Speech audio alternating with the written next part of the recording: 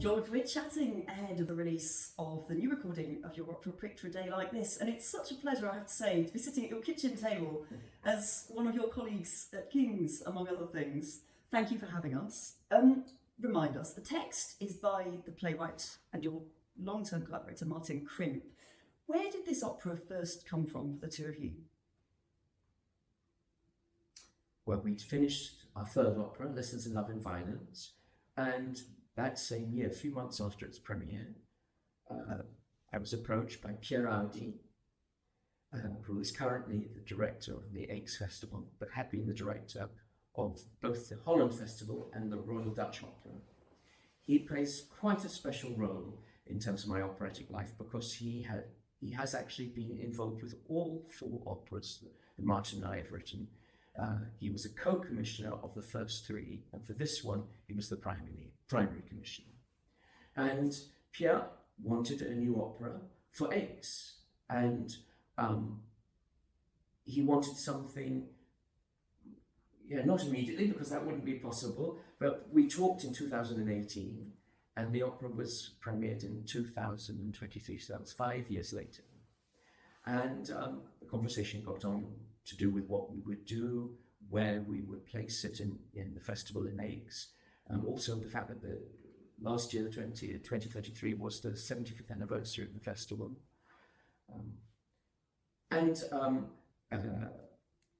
Our second opera, Written on Skin, was also premiered in Aix. So it's a place which has great importance in my heart, and therefore I think both Martin and I were thrilled at the thought of returning there to do another work. Where did you start? Where do you start, actually, Martin? You've been through this process 4 times now. Where does it begin with a new commission? You know you're going to have this opera in a particular place. What happens next? Well, we think about what we've done before to try to avoid certain things. We're hungry to go into completely new territory. There's some issues from previous works that perhaps haven't been covered, or that I want to return to, or he wants to return to, and above all, things that we haven't done before. And in the main, Martin, he does the thinking about the stories mainly, because I'm useless at that. And he then goes searching and thinking, and will go spend lots of time in libraries and look up stories, and he suggests a whole variety of things for me to read. And some of those occasionally interests me, others it's automatically that doesn't touch me.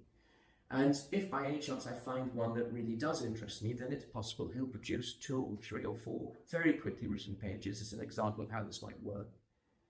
Sometimes we might get quite interested in those stories, and we work on them. Above all, he works on them for about a month or more, and then we both decide it's not working. And we hover around I wouldn't say themes, stories mainly. We don't discuss themes and meanings too much. A type of story.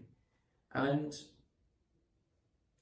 it seems to me that 2 or 3 times over months, he will come back to one story, and it will keep on coming back. And there comes the point when, after lots of discussion about the nature of what we're looking for and what we're trying to do, that he becomes certain, this has happened now, each time he becomes certain this is the one. And I trust him so deeply artistically and in every way that I give a green light. Yeah. So go on, George. What does it feel like when the brown envelope actually comes through the door? Firstly, I don't recognise it. Then I see it's in such a neutral sort, one of those really quite boring packaged A4 things. It doesn't look like much at first. And then I see that distinctive handwriting, Martin, and the stamp, not big writing. And I think, oh God, in fact, it's it. No one's told me. I'm not prepared for it. And then I think, I can't open it now. I'm not ready. I don't have my breakfast. So I perhaps hesitate for 10, 11 minutes. And now it's time to open it. So I open it, 20, 30 pages, typed out, beautifully spaced, printed, lovely paper. And I've got to get myself into the right mood, because this is the first and only first time I'm going to read this text not knowing what it's like. I know the story because we've talked about it, and I probably know the number of scenes, and we know the number of singers involved, but I have no idea who the characters are. I have no idea what happens to them beyond the overall story. So it's a real surprise for me. And this moment of freshness, just like someone coming to see the completed opera for the first time, hopefully with an open mind, is really important. So I perhaps hesitate for more than 10 minutes and try to get myself into the right frame of mind. And then I read it, and I read it quickly. Of course, it's really interesting, and his narratives and the way he uses narrative techniques is so fascinating that I devour the pages very quickly. And then I get towards, and I arrive at the last page. And the way this text leaves me after first reading is very important, because the next 18 to 30 months of my life is going to be spent turning it into music. So if I feel disappointed, or I feel something illogical about it, or unconvinced by it, then we have an immense problem. Not that Martin would ever do that, because he's such a perfectionist. But each time that I've read the text for the very first time, I've been covered in goose pimples out of involuntary emotional response to what I've been given. Each time, 4 times now. And that gives me confidence and sustains me for the long and arduous process of writing music over the years to come. May I ask what hooked your attention in this piece? Do you remember where you began? I started a few lines into the penultimate scene, the one when the woman meets a very wealthy man who's living in isolation in this sort of almost like a vault where he stores unbelievable, incredible works of art. But he's got the happiness created by materialism at the highest possible level, because it's extraordinary things he has, but he's very lonely and isolated, perhaps because of his wealth. And there was just something in the scene. It was quiet, internal. There's something mysterious happening between the woman and this man, very understated at first, that just felt, it just felt possible for me. So I started there, and then wrote, if I remember, most of that scene, or a good 2/3 of it. Then it's beginning, and then I went much earlier in the opera and went, I think, already back to the second scene, and etc. Do you make a plan at some point for how you're going to allot your time, if you like, or is that completely antithetical to the whole way of writing music? Well, I'd love to make a plan, but I wouldn't be able to follow it. I'm the victim of my feelings, and my feelings in musical terms, and they're uncontrollable, and I have simply to follow what I'm able to do. And of course I'm making plans all the time about the overall shape of every scene and the overall shape of the piece. And some composers, some wonderful composers, are really able to make a very detailed plan, and even amazingly keep to it in the finished work. But that's not the way that my imagination works. Just for those who don't already know Picture a Day Like This, remind us, what is the plot of this opera? The plot of this opera has very deep roots in pre-Christian history. It goes back 2,500 years. And the original story comes in a variety of forms, but the main thing behind it is someone suffering a misfortune and trying to change fate, or even change death, bring someone back to life. And they're given a challenge, and that challenge is to find someone who is completely happy in the world. And the way that Martin has told this particular story, a woman has lost her child and refuses to accept it. And she is told by mysterious figures that if she can come back 24 hours later with the button from the shout of someone who is completely happy, death will go away and her child will continue to live. And she's given a piece of paper on which is written the sequence of people that she will encounter. And so she goes on this quest and she meets a variety of people who initially seem to be happy and give her hope. But the longer that she stays with them, it seems that things are not so simple. And at the end of her quest, she meets a woman whose life seems to be perfect. And having been deeply demoralized by the journey and in almost despair, she's given a colossal amount of hope. But alas, it also is not as simple as that. And then at the very ending, she's met by the people who told her, who pushed her into this quest. And they say, look, what you're looking for is impossible. You have to accept fate. You have to accept death and carry on with your life. And she, in a way, defies them because she opens her hand and shows that she's found a button, and she's been given a button. And there the opera ends. It's such a strikingly episodic structure, if I can call it that, that our woman in the centre of the plot, she has these repeated encounters with very different characters, in fact. What kind of challenge did that pose to you as a composer? Well, writing operas is a huge task.